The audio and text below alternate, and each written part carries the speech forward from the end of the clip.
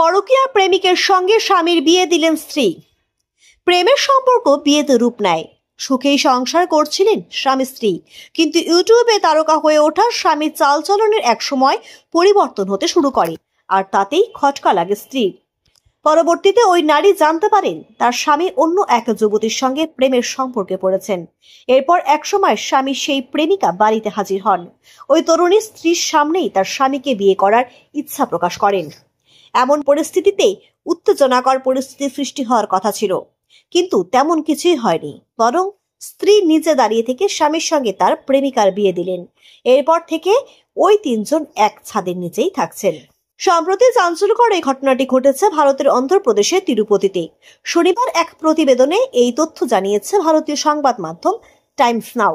প্রতিবেদনে বলা হয়েছে, অন্ধ্রপ্রদেশের তিরুপতির দাক্কিলির আম্বেদকর নগরের বাসিন্দা কল্যাণ নামের এক যুবক। ইউটিউবে তার জনপ্রিয়তা তুমুল। ইউটিউব এবং শেয়ার চ্যাটে তার অনুসারী তালিকাও বেশ লম্বা।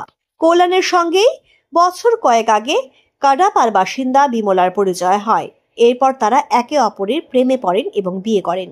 একসঙ্গে সোশ্যাল মিডিয়ায় প্রচুর ভিডিও বানিয়েছেন তারা। জনপ্রিয় হয়েছে সেসব ভিডিও। কিন্তু সম্প্রতি বিশাখাপত্তমের বাসিন্দা নিত্যশ্রী নামের এক যুবকের সঙ্গে প্রেমের সম্পর্ক গড়ে ওঠে কল্যাণের। বিশাখাপত্তম থেকে নিত্যশ্রী চলে আসে কল্যাণের বাড়ি। নিত্যশ্রীও সোশ্যাল মিডিয়ায় যথেষ্ট জনপ্রিয়। আম্বেদকর নগরে এসে নিত্যশ্রী জানতে পারেন কল্যাণ বিবাহিত। তখন তিনি কল্যাণের স্ত্রী বিমলাকে অনুরোধ করেন কল্যাণকে বিয়ে করার অনুমতি দিতে।